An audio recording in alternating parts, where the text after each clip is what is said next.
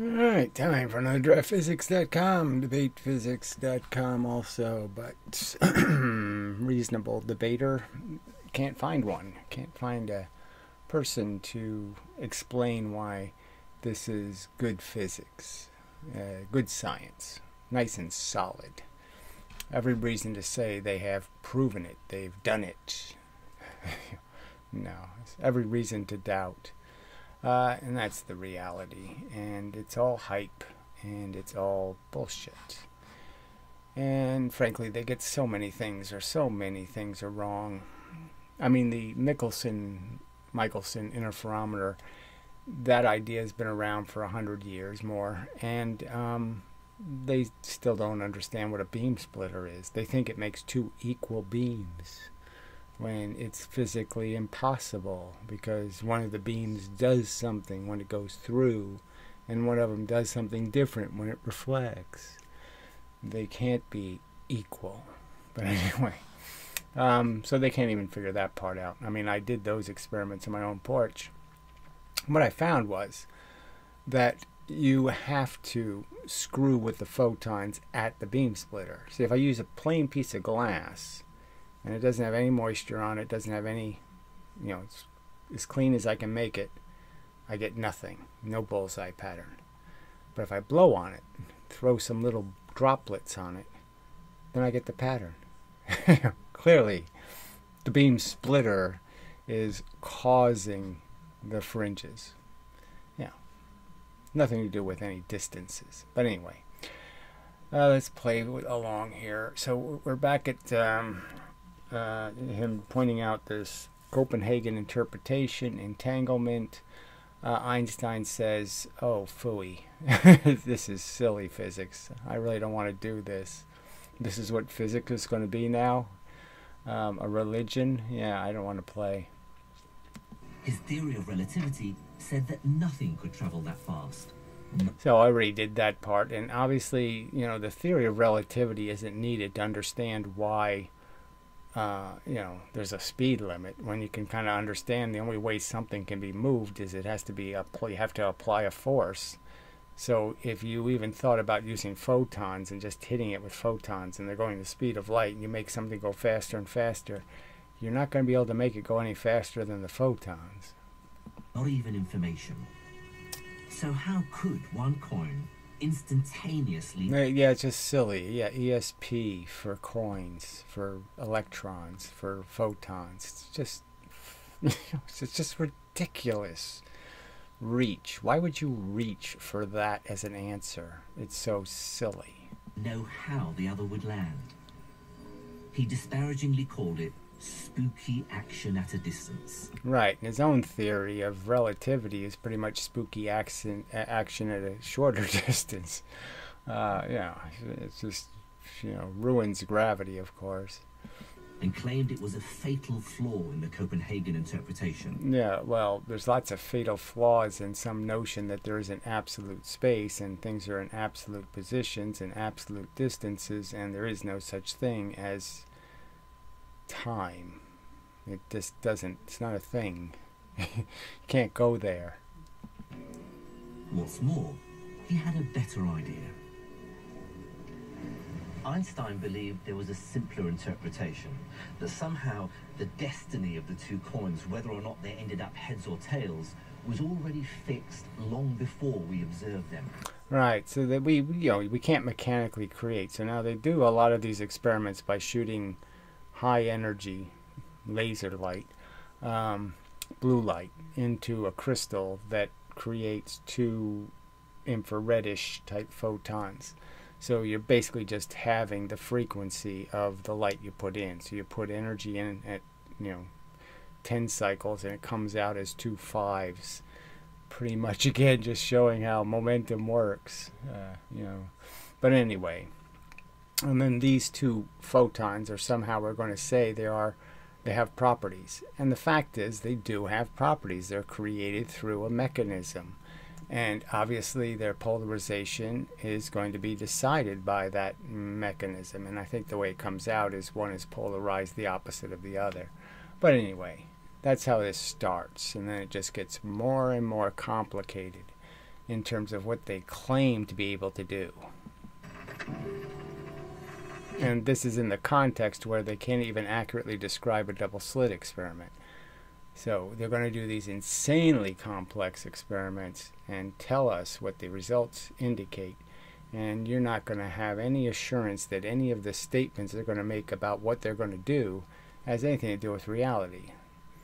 He said that although it seemed the coin was deciding to be, say, heads at the moment of observation, actually that decision was taken. So it's kind of, you know, this is again kind of a thing where you say, well, what, these are photons. They have very few properties. Okay, they don't have any, frankly. The little quanta has no properties except going the speed of light. And the only thing you can do is circumstantially create them with properties of polarization, that is, the angle at which they are flying, and you know, in parallel.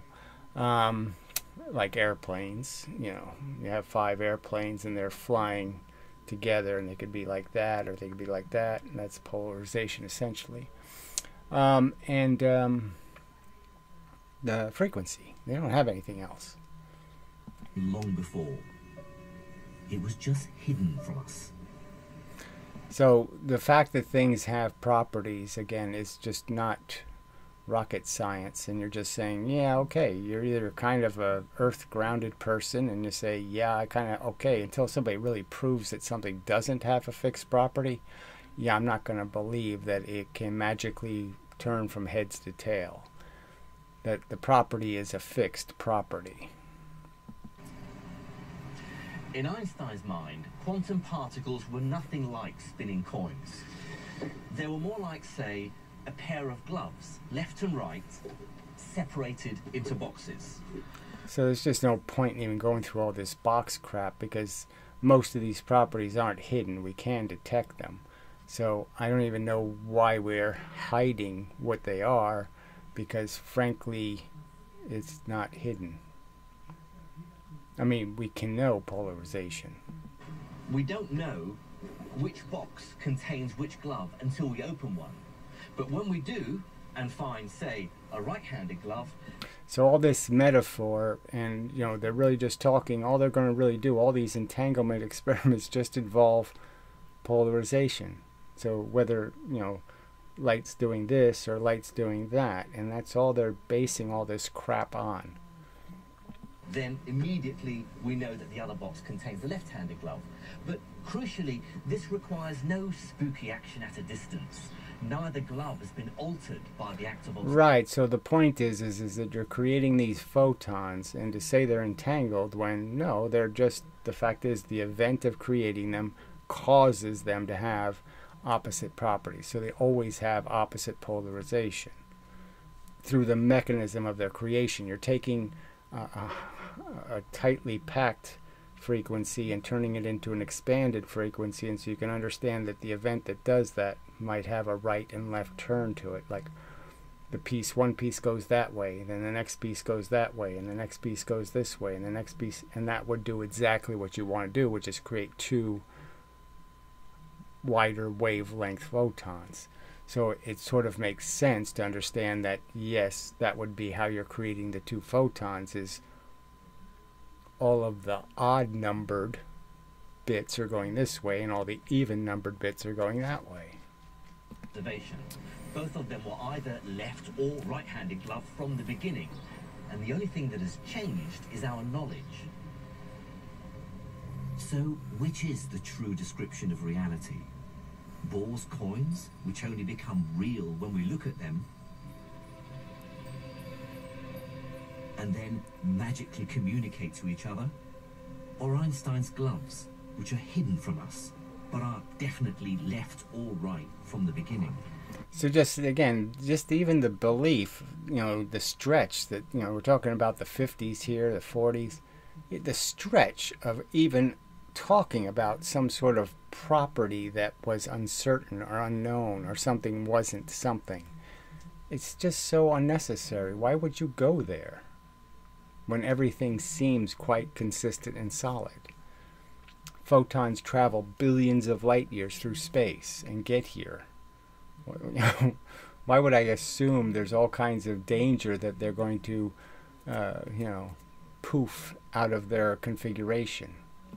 In other words, is there an objective reality, as Einstein believed? So I know, you know, there's no point in saying Einstein believed in an objective reality when Einstein was saying that simultaneous isn't simultaneous, when of course it is, and all that changes is when you find out about when something happens. You can't change when the event happens, you can only change when you find out.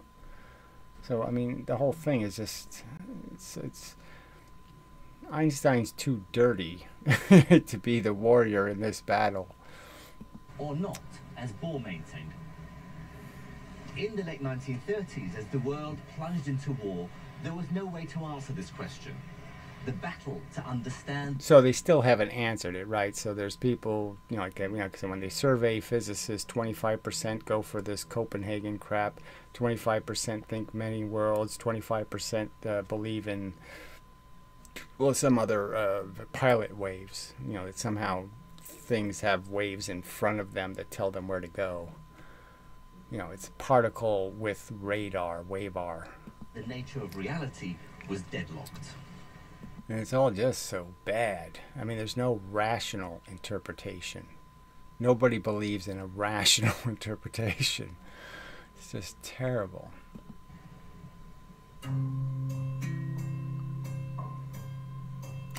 No more fairy stories coming up. The war rolled across Europe, and many of the leading scientists fled to the United States. Then, as the Second World War led inexorably to the Cold War, American science, backed by dollar bills and a new vision of the future. Oh, backed by a big giant military budget that's, you know, trying to, you know, invent some sort of super weapon. Boomed. Remember, after the war, physicists came back raring to go and try to apply the ideas of quantum theory. So that's the bullshit part. All they wanted to do was advance the technology that kept getting better and better, and it got better not through quantum mechanics. They invented the jet airplane without quantum mechanics. They invented all this stuff without quantum mechanics. I remember reading my first introduction to the photoelectric effect in the terms of transistors. And there was no quantum mechanics in it. It was all about chemistry. It was just about doping the material to create this ability to hold the electrons in this suspension. And it just had, there was no need to believe in entanglement or any of that crap to fully understand the chemistry. To atoms, the interaction between electrons and light and what have you. You didn't need to worry about the philosophical side of things to make progress. So again, this isn't about philosophy. It's just that you don't need all of this crap, because the mechanics you're going to use are going to be back to momentum again. You're just going to be back to, the fact is the simple diagram will be plenty good enough to design this bridge. With that. So, as you say, it really took a back seat. I mean, look, realistically, none of this entanglement stuff has done anything. Not even what they call, like, positron emission something or other. There's no positrons being emitted, okay? They're created inside your body, theoretically. Okay, there's no reality to it. It's just their drawing of what happens. It has nothing to do with making the thing happen, which is, you know, just causing something to go radioactive once it's inside of you, and then you're able to hit it with something, and then it becomes radioactive and kills your cancer. I mean, that's not that fucking complicated. Quantum mechanics led to a profound understanding of... It decays, let's just put it that way. Forcing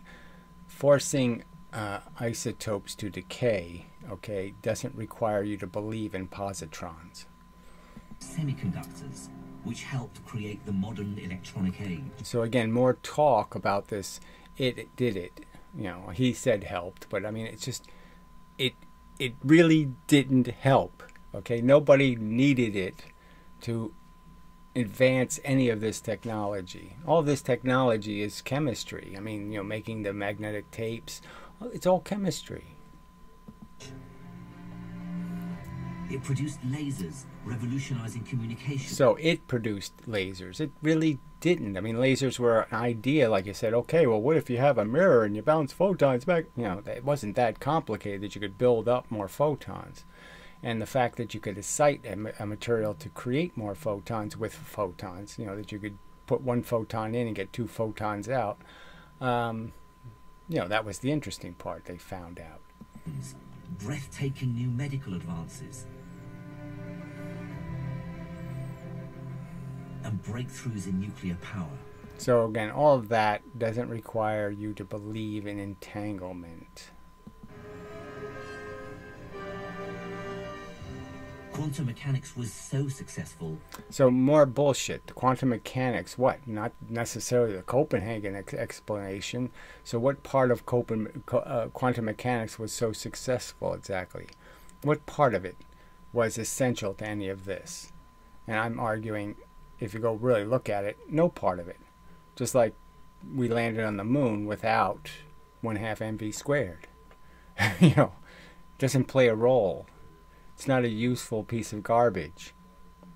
That most working physicists deliberately chose to ignore Einstein's objections.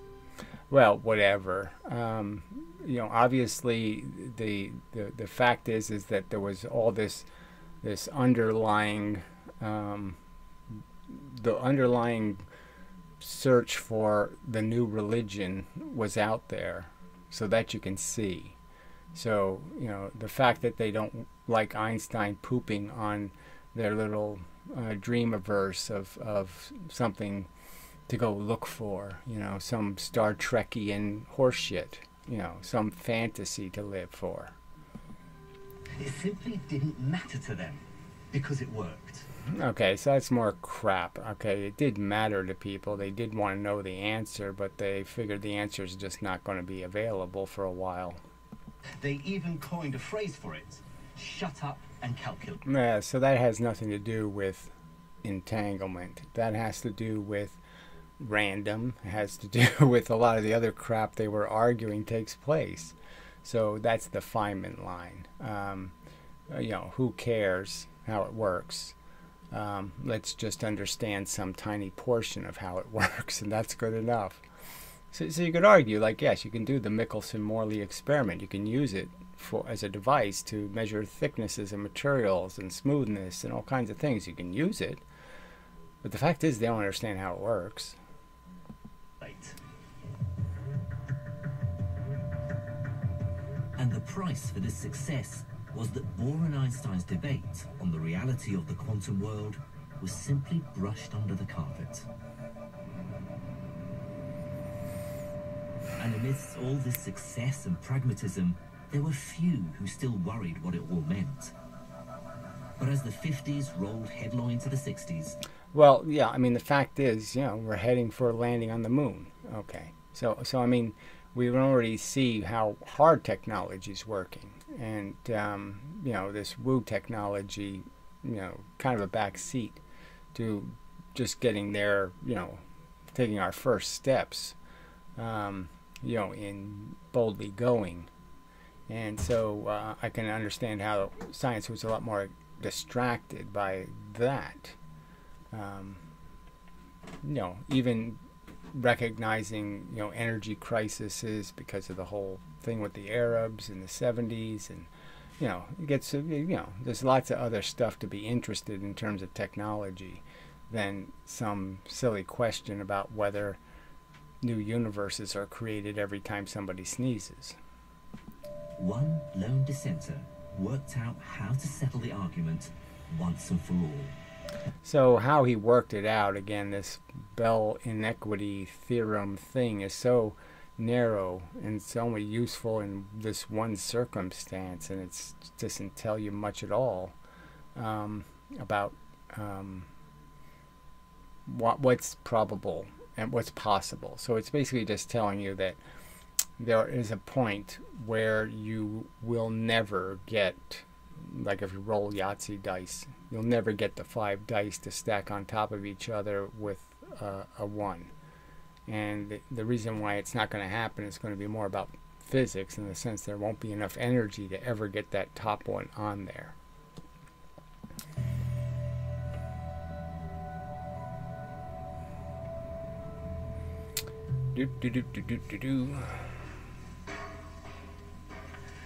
John Bell, I think it's fair to say, isn't well known to the general public.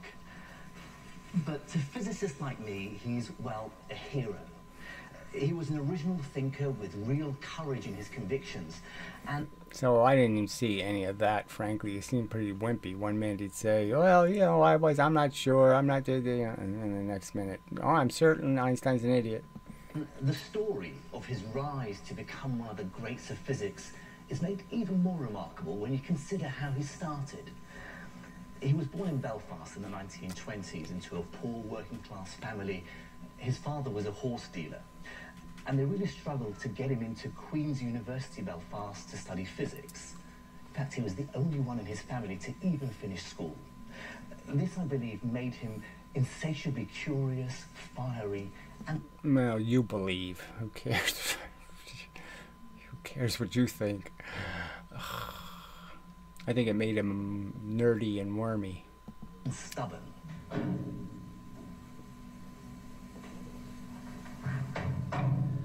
I remember meeting John Bell in 1989, a year before he died. We were both at a conference in America, and we happened to be sharing a lift just after both attending a talk on quantum mechanics. Keen to say something to the great John Bell, I said I thought the speaker's conclusions were completely crazy. Right, and I think you're calling the electron experiment a slit experiment is bullshit and lying, frankly. It's such a preposterous, non-existent similarity. So, you know, if you were the speaker, I wouldn't be saying anything too nice. He stared at me with his piercing blue eyes, and for a moment I thought my fledgling physics career was going down the drain. But as the lift doors opened and he was about to leave, he said, "Yes, I completely agree with you. Haven't they heard of the helium problem?" To this day, I'm not quite sure what the helium problem is. And so that's kind of funny, right? Because you think you would have looked that up. You know, you heard the lecture, you thought it was wrong. John Bell just told you, what about helium? And you think you would have found some connection. So I don't even know how honest that story is. But I was just so relieved that John Bell and I agreed. For apparently completely different reasons. So, oh, that's really good.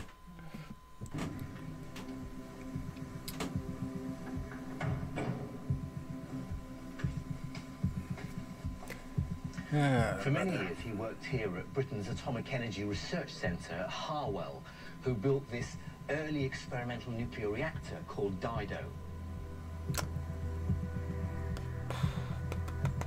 It was here that he started pondering the deep and worrying questions that quantum mechanics raised.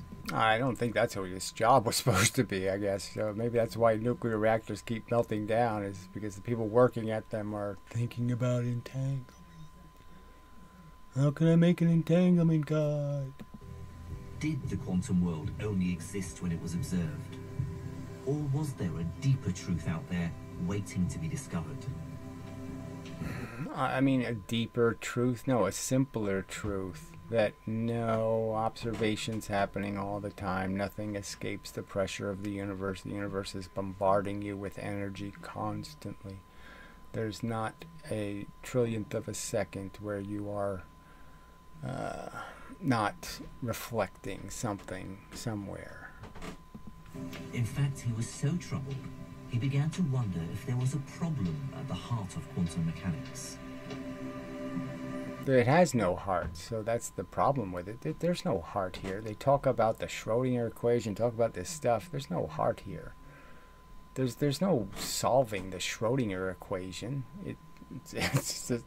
Every situation means you have to know going in what the odds essentially are. They have to explain the roulette wheel to you and explain how many numbers are on it, and they have to explain how fast the ball, they have to give you all the information. So it doesn't solve anything. It doesn't create any shortcut to any solution. You still have to mechanically understand how it works. He famously said, "I hesitate to think it might be wrong, but I know it is rotten." And so in the early 19th... Rotten means wrong, frankly. 60s, Bell decided to try and resolve the crisis at the heart. That's what I mean by that. That seems kind of mushy and wishy-washy, right? I don't want to say it's wrong, but it's rotten. Yeah, no, I don't think right is rotten. Of quantum physics. It was an epic challenge. After all, how do you check if something is real, if something is or isn't there, all without looking? So he had to contrive some sort of experiment first, that's something you could test, that we are supposing is entangled. So, I mean, the assumption of the whole thing is that you can create entanglement in the first place, that there's some such thing as an entangled something, that it's not a right and left hand glove, right? You're stuck with that obvious problem that you're gonna prove it's not right and left hand. Okay, now what I'm saying is that's essentially the test, was between Einstein's contention there's a variable and the contention that no, it's truly not decided until it hits the target kind of bullshit, when again stating the obvious, the universe is watching it through the whole experiment. It can't stay entangled. How do you look behind the curtain without pulling it open? But John Bell came up with it. The fact is energy is going right through the curtain, and if you had an X-ray machine, or green screens, you could see the guy behind the curtain. Okay, I mean, it's just, you're just missing the technology. The information is here. The information is leaking out of the experiment, telling you all the time where the thing is and what it's doing.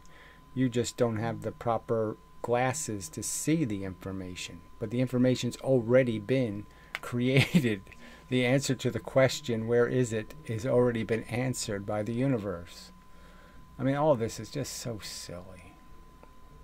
I mean, it's just so, it's so disappointing to have to argue that this should not be your go-to answer. This should be almost the last place you go looking, not the first place you go looking. Brilliant way of doing exactly that.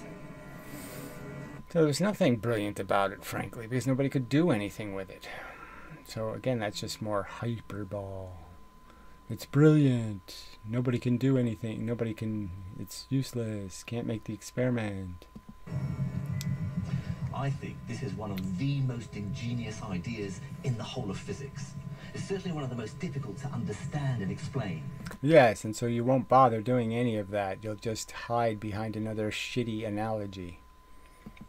But I'm going to try and have a go, and yes, I'm afraid I'm going to use another analogy. This time, I'm going to play a game of cards, but it's one for the highest possible stakes, the nature of reality itself. Right, and somehow the universe is a crooked dealer. Ooh. So that's the analogy. He's just saying, I'm going to create a device that isn't like anything we know of existing in this universe, which is some kind of device that doesn't do anything by the rules or laws of physics. Oh, okay. The card game is against a mysterious quantum... No cause and effect. Just effects. ...dealer. The cards he deals represent any subatomic particles, or even quanta of light, photons. And somehow we can just make their property anything. Their property is mysterious. And the game we'll play will ultimately tell us whether Einstein or Bohr was right. Now, the rules of the game are deceptively simple. Yeah, so this is going to be very boring. So this is their Bob Jane thing, Margaret Fred thing. I mean, they just, blue puppet, green puppet. I mean, it's just, these analogies suck. The dealer is going to deal 2 cards face down. If they're the same color, I win. So this represents 2 photons they claim are entangled. So you've created 2 photons in the same event. Now, obviously, if you've listened to any of my videos, you're going to know that a photon is itself an event. It takes more than one action to make a photon. And so when you convert blue light into two red lights, you know, having the frequencies, they're going to have distinct properties. If they're different colors, I lose. Their properties are not going to be any property. They're going to be made in a very specific circumstance with specific rules.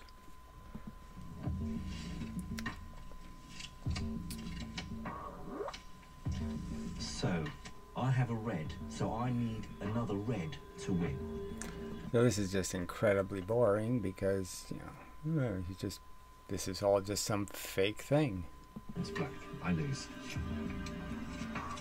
You can't use a real analogy because there isn't any real analogy. There isn't any real circumstance. Again, opposite colours. I've lost both those.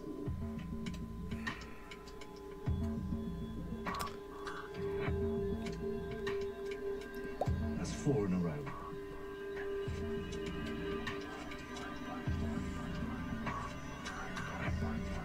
That's 6 pairs in a row that I've lost. Okay, I think I know what the dealer's doing here. Clearly, the deck has been rigged in advance so that every pair come out as opposite colours. But there's a simple way to catch the dealer out. So what we can do now is change the rules of the game. This time, if they are the opposite... So, again, they're just talking about polarization, and obviously there's no way, yes, the dealer can't change the game. So whatever's creating polarization, you can find out the variables that decide what the polarizations are going to be. They're not random. Opposite color, I win.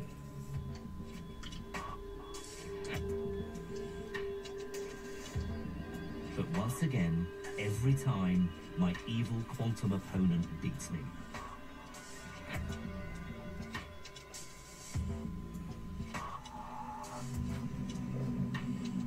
But again, I can see what the crafty dealer could have done. Maybe while I wasn't looking, he's switched the pack and rigged it so that it always lands in his favor. Now, so again, this doesn't make any sense even to the experiment itself. There's no connection. So I'm saying, what are you even talking about here? You can't change. I mean, the experiment that produces the photons has very limited capacity to do anything variable. Pair is the same color. Rigged decks, remember, were what Einstein thought was really happening in the entanglement. So that's not Einstein's argument. His argument is that when you create whatever you're creating, one of them's created going left and one's created right. One of them's up polarization, one of them's sideways polarization. That's all he's saying. He's not talking about anything being rigged. Experiment. He said that just like the gloves were already placed in the box, so the evil dealer stacked the cards before we played. So again, that's not his argument. So he's just, you know, he's faking Einstein's argument, which is just that no, there's a variable. They call it the hidden variable problem. You know, and that's his argument. There's a variable you're not accounting for that's decided what these things are, and they were never entangled. They were always identifiably, distinctly different. But Niels Bohr's idea was very different. He said red and black don't even exist until you turn them over. Bell's genius was... So again, there's nothing rational about this because we know that the polarization of the light coming out of the experiment is fixed. So there can't be any uncertainty. Well, it looks like it's going to rain. I have to go get my laundry. So I shall pause. Alright, should be back. Continuing and such. That he came up with a way of deciding once and for all who was right. Einstein or Bohr. This is how he did it. I'm now not going to tell the dealer which game I want to play, same colour wins or different colour wins, until after he's dealt the cards. So I don't know really how this has to do with the ultimate experiment, which is the Allen aspect experiment, which is pretty hard to figure out what the hell they're even talking about. It has a spinning mirror in it. Okay, it has 2 photons. Okay, so they do create 2 photons. And they're telling us that 6 meters away, they're going to detect those identical photons. So 2 photons going the speed of light travel some distance, and at just the right time, they're going to be looking at only one of the photons. And then they have some polarizer that can detect both polarizations somehow. I don't know how it does that. But anyway, I mean, it's just... And people have confidence that this is real. When, yeah, really. I saw the photon here, and then I saw it over there. Yeah, I don't think you did. And again, they don't even know what a photon is. So frankly, you know, the whole thing is kind of ridiculous to even talk about it, in the sense that if a photon is a sequence of events, then the photon doesn't, you know, the middle isn't the photon, right? The whole event has to be the photon. You know, I mean, you know. Now, because he can never predict which rules I'm going to play by, he can never stack the deck correctly. You can imagine if there's a sequence of photons coming in at different phases, you know, that you could have the last 2 pieces of one photon and the first 2 pieces of another photon, and they would have a polarization. Yeah. Now, he can't win. Or can he? So now the rules are different wins. The same, okay? Same color wins. This gets to the very heart of Bell's idea. If we now start playing and I win as many as I lose, then Einstein was right. The dealer is just a trickster with a gift for sleight of hand. Reality may be tricky, but it does have an objective existence. So this whole thing is dependent on you doing some experiment, theoretical, and then you change 2 different variables. So we only know of the whole polarization on this light experiment. There's no other variable you can change. So again, that one's, you know, and he's not going to give us any insight. Thunder. But what if I lose? Well, then I'm forced to admit... No, thunder's lightning, right? So I guess every time thunder happens, you should say, lightning! That there is no sensible explanation. Each card must be sending secret signals to the other. So again, just the very idea that they have to use these fake analogies that have really nothing to do with the experiments at all, not even any kind of superficial connection. The very fact that they have to analogize their experiments this way, you know, it should be a giveaway that obviously the experiments are so convoluted and suspect that they can't just show us the experiment. Seems the obvious conclusion.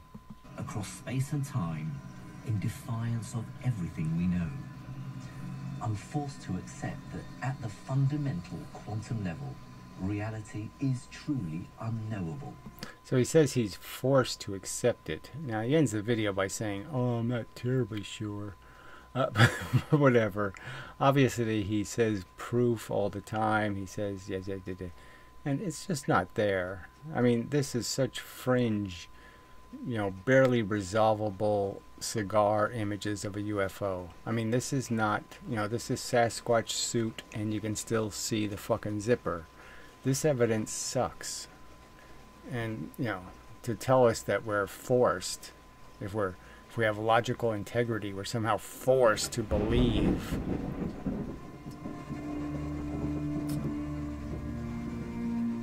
Bell reduced this idea into a single mathematical equation that tells us once and for all what seemed unanswerable. So he's got a 1 here instead of a 2, so somehow they changed it to a 2. It's got to be plus, it's got to be less than or equal to 1. So I don't know why the 2 keeps coming up, but whatever. How reality really is.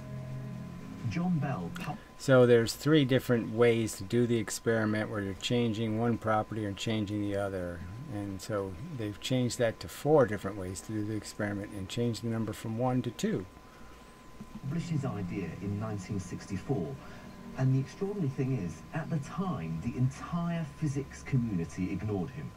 Oh yeah, well why wouldn't you ignore this obscure statement about some mathematical formula that tells you how you can test something that's not testable? Total radio silence. It seems the world simply wasn't ready. Perhaps it was because his equations seemed untestable, or just because nobody thought it was worth investigating. But that was about to change. And the change would come from a very unexpected place.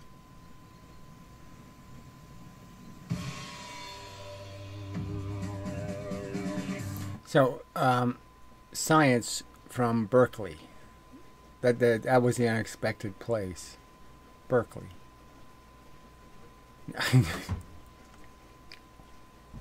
No, I don't think that should have been unexpected.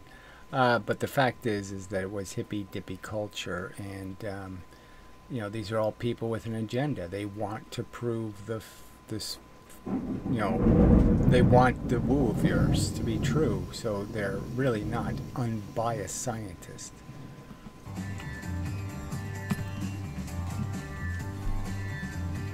I mean, you could argue it's the Eddington thing all over again. Eddington was a believer in Einstein, and you know, he did an experiment that was just terrible. I mean, the outcome was just awful. The results were garbage. You know, the data was terrible. And he pretended it was good enough because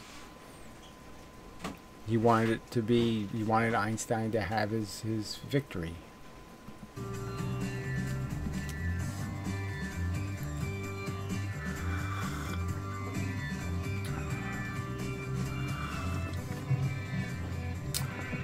America was in crisis over Vietnam, Watergate, feminism, the Black Panthers. And while all this was going on, a small... It was the best of times, frankly. From the decade, the 70s were great. I mean, we landed on the moon, and we're going to keep landing on it. We keep, you know, everything was going really great. It's the 80s that sucked. A group of hippie physicists were working at the University of Berkeley in California. They did all the hippie things. They smoked dope, they popped LSD, they debated things like Buddhism and telepathy. Yeah, so I don't know what this reference is, but I'm just saying, is that what you're accusing the physicist who did the experiment of being? I don't know. He doesn't say. So we don't know if they were hippie dippies.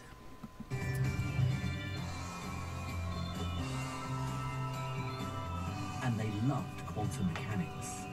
In its weird version of reality, they saw parallels with their own esoteric beliefs.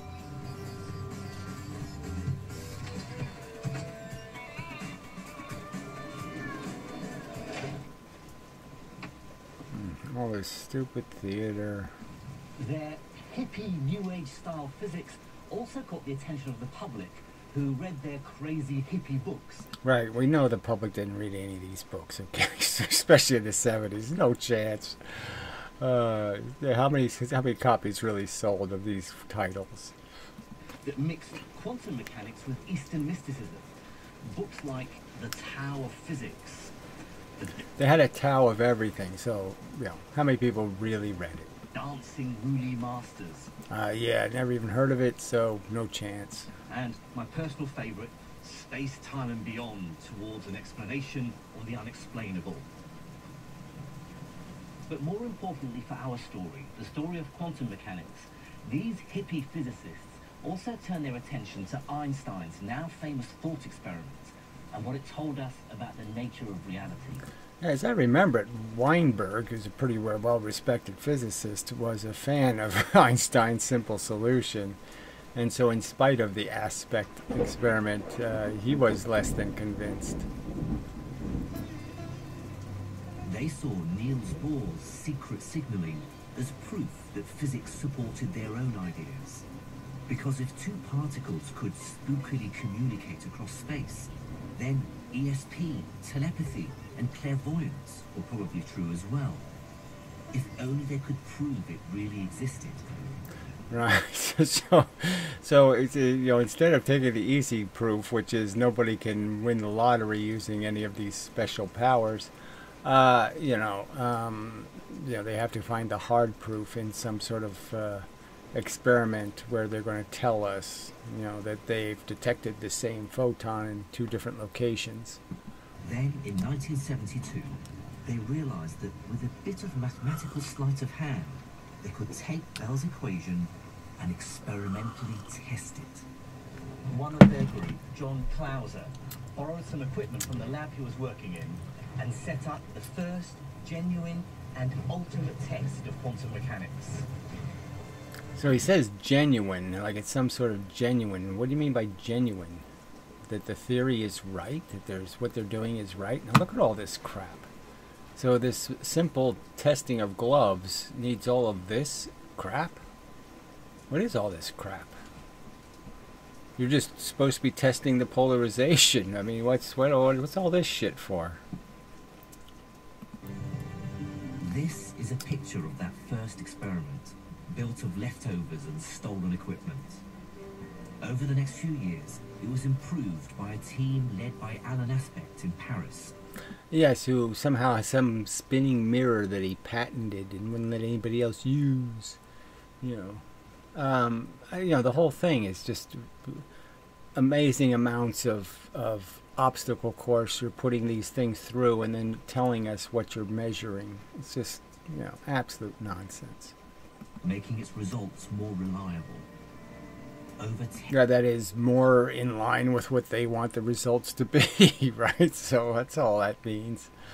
It's the Dispar lab, theory of experimentation. Just keep fiddling with it till you can force it to come out your way. 10 years after Bell first proposed his equation, finally it could be put to the test. And again, good luck reading the paper. Good luck trying to figure out exactly what the fuck any of this crap was and how they did it, because I didn't have any luck trying to figure it out. This is a modern version of the experiment first carried out by John Clauser and then Alan Aspect. So the idea is you shoot the blue light in, you get two infrareds out, then you're supposed to just say one of them's this way polarized, the other one's that way polarized. You could argue they're out of phase. That would be the other thing argued. So their polarization is not. Their polarization might be the same, and what they really are is out of phase. So you can sort of understand why that would be true too. That if you're going to convert a photon, that you're going to split it, basically peel it into two DNA molecules, that the two DNA molecules will be out of sequence. So yeah, so that's the other phase, is the other part here. And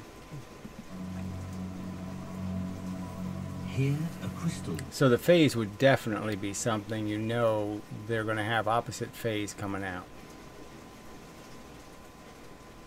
You can't take say the blue light is made out of clumps. You can't take the clumps and move them at the same time. You have to wait for the next clump to show up, so it moves one to the right, then there's this dead space, and then it moves one to the left, and then it moves one to the right. And so the left side is out of phase with the right side.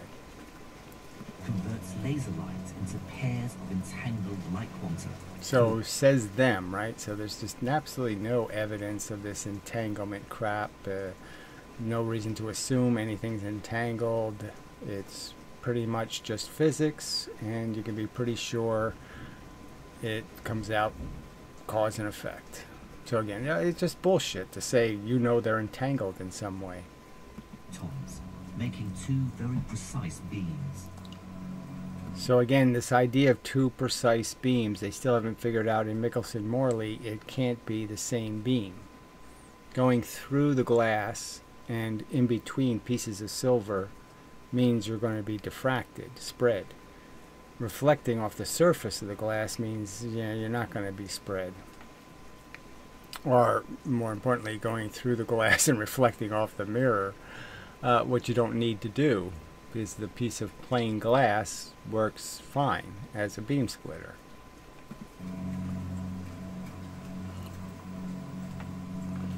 These photons are passed round and bent back again until they pass through these detectors. I mean, this really is sort of important that they don't talk about any of this real mechanics. So you can just imagine, okay, I have a piece of glass. And they're going to make a beam splitter by saying, well, Cook, I'm going to put little pieces of silver on one side of the glass, and only half the glass will be silvered. But you already know that some of the light's never going to get to the back of the glass because it's going to reflect right off the surface. So you already know that I just make the angle a certain angle, and I'm going to get like half the light is going to bounce right off the surface of the glass. I don't need silver back here. I don't need the mirror. I can bounce the light off the surface. So if I put the mirror there, you're saying, okay, well, what am I now doing? Half the photons are bouncing off the surface, some other percentage are bouncing off the mirror, and then some other percentage are going through the gaps between the pieces of silver. I mean, you know, there's no conversation anywhere on the internet about that fact. And it's a fact. The two photons are like the two cards the evil dealer places in front of me. So there's absolutely no reason to believe that in any way the two photons have some entanglement property. There's every reason to believe that the photons come out of the device right and left-handed gloves. We'll measure a property of the photons called polarization, which is equivalent to the color of the playing cards in my game. So, for instance, winning with two matching red cards might be the same as two photons with matching polarization. But because this is quantum mechanics, it's more complicated than my simple card game. And these dials here allow me to measure a second property of the photons as well. Now, that's equivalent... Yeah, that's the dial was actually on a polarizer. So, you know, bullshit, frankly. So obviously very complicated. Okay, they're taking the two beams and then they're making them go to separate places because the detectors interfere with each other and end up getting false positives if they're too close to each other. I mean, the whole thing is insanely complicated. Why would you believe these results? To me, not only trying to guess the color of the face of the cards, but also trying to guess the color of the back of the cards. Okay, so we're now going to switch on the laser and start the experiment.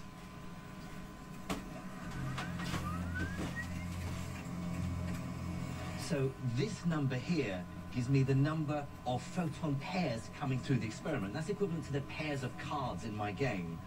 So the fact is you know, you put the blue light in and only 1 in a million photons or whatever it is actually does this splitting thing, you know, where it turns into two of these infrareds, and you don't know where they're going to come out exactly, angularly. The graph here dropping down gives me the probability that I can win, that I'm guessing right. The more photons, the more accurate it becomes. I'll stop at an uncertainty of about 1%. And the final answer is 0.56. So who knows what the fuck this is? Can you follow along? I can't follow along. Totality of outcomes, average of winning. Why are these things even labeled this way? It's like, what the fuck are you talking about? Total games played, 5,000. 5,000 photons. And again, the idea is that somehow they've checked the photon and then they catch the same photon and measure its polarization. I don't think so. If I put that into my equation, I now need to run the experiment 3 more times. See, when they originally did this experiment, it would take a very long time. Like, it would take days because of how infrequent, the photons were. And you'd almost argue that makes more sense, because then you could be more assured that you have caught the same 2 photons, because you're not sending a whole bunch of them per second. So this is like sort of like the Veritasium experiment, where he couldn't get it to work when he did it really slow, and he ended up speeding the experiment up to 5 minutes to get it to work. Corresponding to the 4 different settings of these dials. Yeah, the dials of the property you wouldn't tell us what the property is you're changing. So they can change phase. I mean, phase you can change with a polarizer, frankly. So, that's what polarizing film is doing. It's changing the phase that the photons are in. One piece of the photon goes through 1 layer, the other piece goes through 2 layers, and is essentially slowed down by having to go through 2 layers. It makes less progress in the same distance. Each run is now like a different set of rules for the quantum dealer. And when I add them up and get the answer, if it's less than 2, then Einstein was right. If it's greater than 2, then Bohr was right. So again, Bill's equation, he showed it was 1, and now it's 2 for some reason. It's just kind of funny, that's all. Okay, so now for the second setting. Just remember what the experiment will show. It will show nothing. So obviously we'll see nothing. We understand nothing. We can't comprehend any of it. It's all mysterious. Whatever you're doing, however you're doing it, you're telling us nothing about what the fuck you're doing here. And, everybody's supposed to be a believer. If the numbers come out less than 2, then it's proof the dealer has been stacking the deck. This was Einstein's view. So again, Einstein's view isn't about any stacked deck. His view is that they start with a property, and they always have that property, and that's it. And measuring just is going to just verify what was already happened at their origin. Okay, so the number I get this time is 0.82.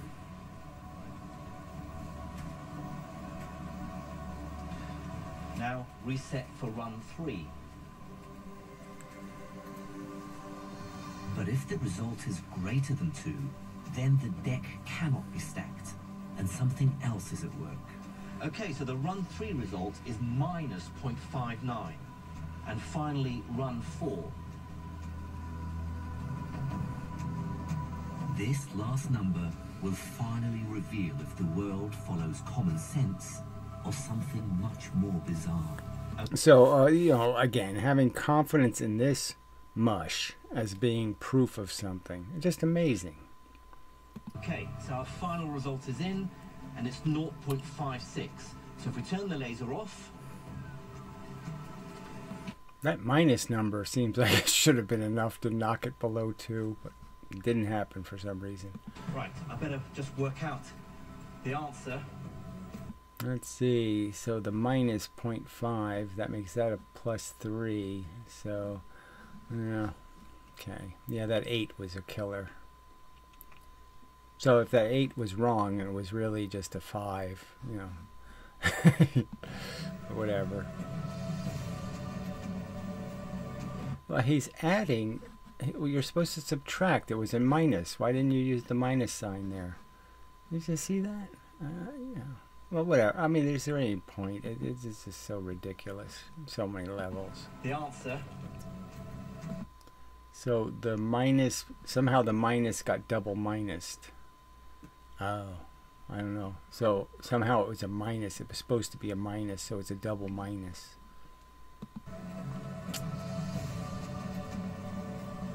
And there we have it. 2.53. It's a number greater than 2. Right, and but if you minus that 5.3, the 5.9, if you minus the 5.9, then you'd be under 2.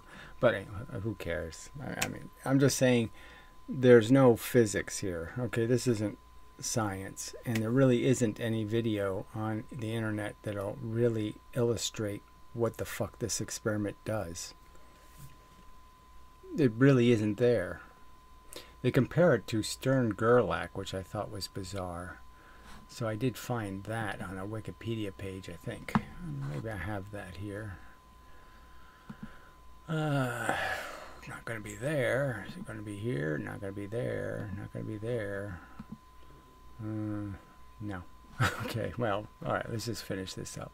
Absolute proof that Albert Einstein was wrong. So, absolute proof, he called it. This is the definition of an absolute proof. We've absolutely proven that photons don't have properties and they're entangled. The non-properties they don't have are entangled non-properties. And Niels Bohr was right. So that's just religion, right? I mean, that's just such propaganda, such overstatement. It's so sloppy and reckless as a proof definition. Nonsense.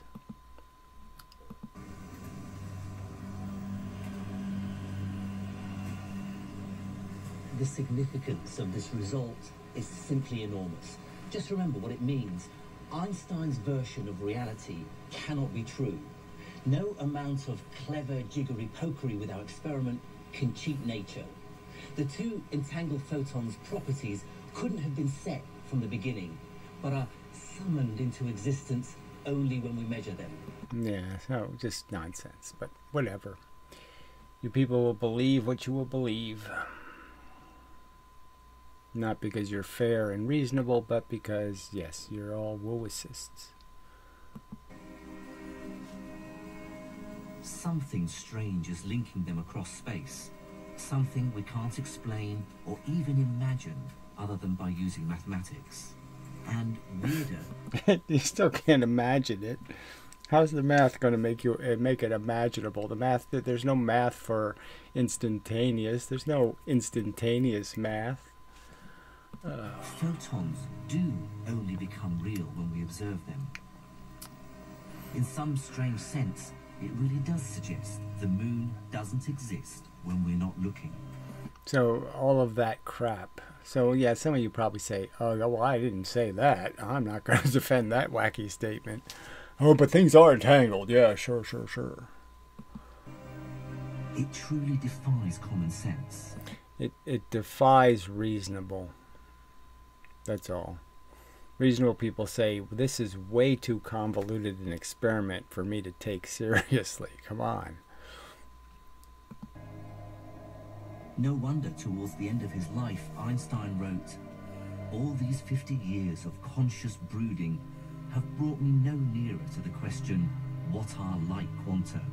Every Tom, Dick and Harry thinks he knows it, but he is mistaken." Yes. Gary, not Harry. So, Gary knows. But yeah, Harry didn't know. The experiment only confirms this. Whatever oh, brother. is happening. So he just says it proves, and then he says it confirms what Einstein just said, which is we don't understand. Just don't understand it. But it doesn't mean we should stop looking. What are we looking for? ESP? You're not going to find that. So, I mean, you're saying it happens instantaneously. It doesn't have properties before you look at it, whatever the fuck that looking at it is. I mean, the measurement problem is just a gigantic problem just because there's no such thing, all right? It's always being measured. There's nothing in this universe can hide from being measured. While it's true that Einstein's dream of finding a reasonable, common-sense explanation was shattered for good. Oh, brother, it's just too ridiculous. So Einstein was already dead when this happened, so, he wasn't shattered. My own personal view is that this doesn't necessarily banish physical reality. Like Einstein... Oh, it's proof, but it's not, it's not really provy proof. It's proof, but it's not proof. I still believe there might be a more palatable explanation. Ugh, yeah, the palatable explanation is that, wow, you people really are reaching. These are shitty fucking photographs of a Sasquatch and you're buying it. You're ridiculous. Underlying the weird results of quantum mechanics. But one thing is clear. Whether there are physical spooky connections, whether there are parallel universes, whether we bring reality into existence... Oh, brother. Just, you know. So all of these choices suck. And none of them have to do with physics. Yeah. By looking. None of them are physical explanations. Whatever the truth is, the weirdness of the quantum world won't go away. So there is no real weirdness. That's just a terrible exaggeration, right? I mean, fringe patterns aren't all that weird. Let's see, what else is there to say? You know, what else besides that is the weirdness? Where else do I go to look at through the telescope and see the weirdness? Where do I see weirdness? Well, that's right, I don't see it anywhere. So this is all just such hype and bullshit. It'll rear its ugly head somewhere. Says you. 120 years ago, the greatest scientific revolution ever was... Ugh, brother. Anyway. So this is another program. Brought about by a light bulb. Atoms. And scientists are still using powerful light sources, like X-rays, to unlock nature's mysteries. This is the Diamond Light Source. It's Britain's single largest science facility. The X-rays produced here are 10 billion times more powerful than the hospital X-ray. With that sort of power, scientists can slice into matter and glimpse those quantum secrets inside. Oh, brother. Anyway, I don't think you're slicing. I think you're squishing. But whatever. All right, so enough. I think that's the start of the other video, whatever the hell that is. I don't know if I want to bother watching it. I assume I've already seen it, so I just have to figure out what video it is. Let's see what these images are.